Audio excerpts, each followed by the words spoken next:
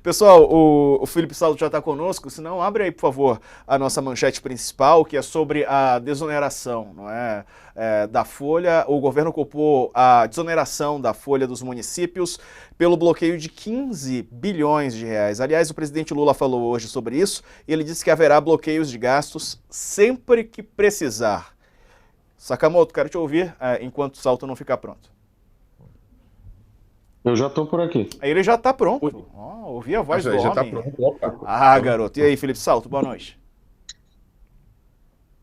Tudo bem? Tudo Boa certo. noite, Diego, Sakamoto. Bom, esse ponto é importante porque o ministro Haddad tinha anunciado na semana passada, né? Antecipado, na verdade, esse anúncio do relatório bimestral do orçamento, que é uma espécie de termômetro para acompanhar esses cortes de gastos, aumentos de projeção de receita ou diminuições, com a finalidade de cumprir as metas fiscais, seja o limite de gastos, seja a meta, né, de receita menos despesa, que a gente chama de meta de resultado primário. E o corte de 15 bilhões, que foi anunciado e confirmado hoje, em que pese ainda não ter o texto na íntegra do relatório nos detalhes, ele é um sinal concreto, é a materialização daquele discurso, porque o presidente Lula tinha sido demandado pelo ministro Haddad para fazer uma declaração em favor da responsabilidade fiscal. O próprio Haddad tentou convencer o mercado de tudo isso e agora veio um sinal concreto, né, Verdade. de, de cortes de despesa. Aí, e o presidente Lula falou que vai cortar sempre que for preciso. Isso é um recado também, né, Felipe? É um recado importante, né? Acho que no dia em que sai esse relatório, que é mandatório pela Lei de Responsabilidade Fiscal, é importante o presidente ter dado essa declaração.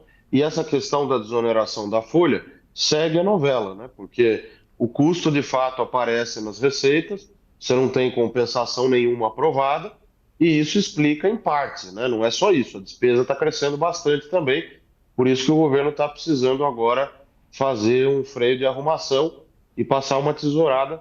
Eu até escrevi hoje na coluna pro UOL que o Haddad desengavetou a tesoura, né? E é isso mesmo que está acontecendo. Verdade. Estou vendo aqui que gastos com Previdência, BPC subiram 11,13, aliás, 11,3 bilhões de reais, forçando a esse bloqueio no orçamento. E a nossa Amanda Rossi também escreveu uma reportagem interessante que ajuda a entender por que houve esse impacto, né? Principalmente do BPC, por conta do autismo e da judicialização.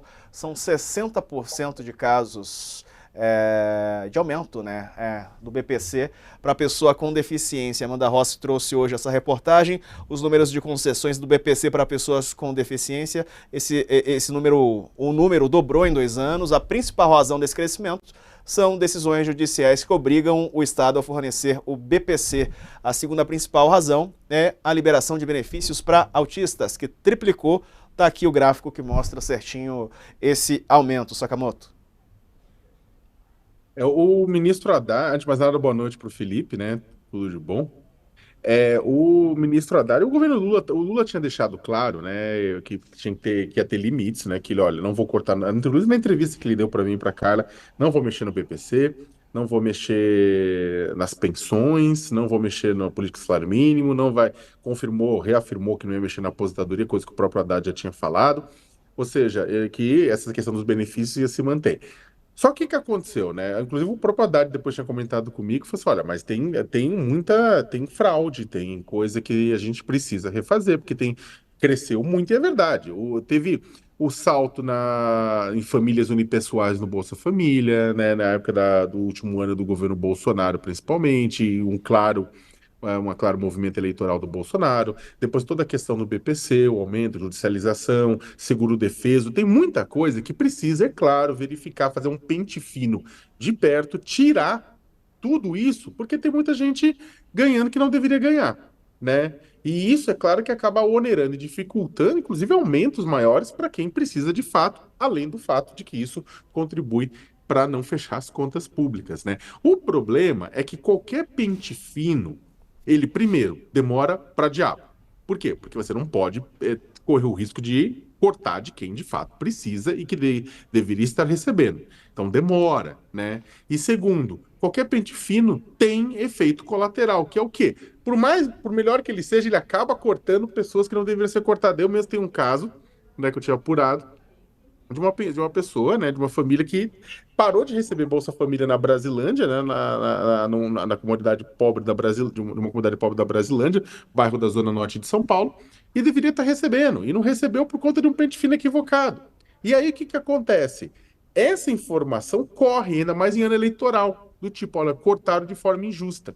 E isso dificulta, inclusive, a tomada de decisão dos gestores, que o pessoal vai ficar mais cabreiro, vai receber uma pressão política para não fazer o pente fino por conta dessa possibilidade de erro. Ou seja, tem muitos elementos para serem considerados, né? Nisso que o Salto explicou muito bem, que o governo politicamente considera, né? Mas a questão digamos, do pente fino, da verificação de quem deveria ou não, de uma ação mais dura, inclusive para evitar tanta judicialização, é fundamental. A questão é que tudo isso demora tempo, e tempo é uma coisa que o governo não tem muito para fechar as contas, né? Verdade. O Haddad está na linha de tiro, e até vou trocar a expressão, ele tá. Porque essas expressões, elas são usadas às vezes, né? A gente coloca linha de tiro e outras, né? Que colocam um clima belicoso onde não existe. Na verdade, o Haddad está ali sendo alvo de crítica, Salto, mas você avaliou então que esse relatório bimestral ele traz uma análise ou uma avaliação mais realista. Foi isso que vocês trouxeram ainda da Warren, né? Nós mostramos que eles revisaram a projeção de receita para baixo, então aquilo que a receita vai crescer nesse ano, à luz do relatório bimestral, ficou mais realista, né? Porque o governo está dizendo agora que vai crescer 9,6% em termos reais, se a gente considerar a nossa projeção de inflação de 4,2%, né, por cento ao ano. E antes ele considerava mais de 10% de variação real da receita. Ainda é um número alto, né, dado que, por exemplo, nós aqui na Warren projetamos uma alta real de 8,2%, né? Então isso acaba criando um cenário em que o governo fez apenas uma parte do ajuste. Nós falamos aqui em outra ocasião que aconteceria isso mesmo, provavelmente, né? Ele faria o ajuste por etapas. Faz primeiro um bloqueio menor de 15 bilhões e depois faz o restante necessário, que na nossa conta algo como 27 bilhões no total. Então faltariam 12, né? Mas ele por que faz por etapas? Porque faltam meses ainda, né, para acabar o ano. Então ele pode avaliar o que vai acontecendo com a dinâmica da arrecadação para calibrar esse ajuste, né? O próprio secretário do Tesouro falou há pouco na coletiva à imprensa, Rogério Seron, que ele tem o mandato para fazer aquilo que for necessário, né? Que foi dado pelo ministro, que foi dado pelo presidente, né? É isso aí. O Felipe Salto, vai subir coluna sobre isso? Ou não? Me conte, meu amigo, no UOL. Ou a sua coluna sai sobre outro assunto? Hoje a gente escreveu sobre isso, né? Falando do anúncio. Agora, provavelmente, vamos escrever mais algumas coisas, porque ao longo da divulgação, da coletiva, a gente começou a olhar os detalhes. E ainda, você sabe que o diabo mora nos detalhes, como eu sempre falo, né? O texto final mesmo do relatório ainda não foi divulgado.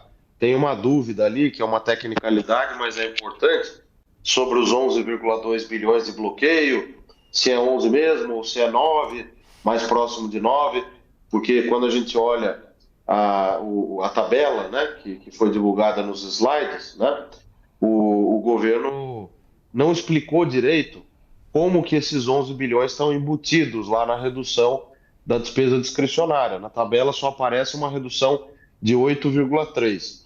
Então essas coisas nós vamos ter que olhar quando o texto final for divulgado. Mas como medida de política econômica, ela está na direção correta e é um passo importante aí que foi dado e uma vitória do Haddad, né?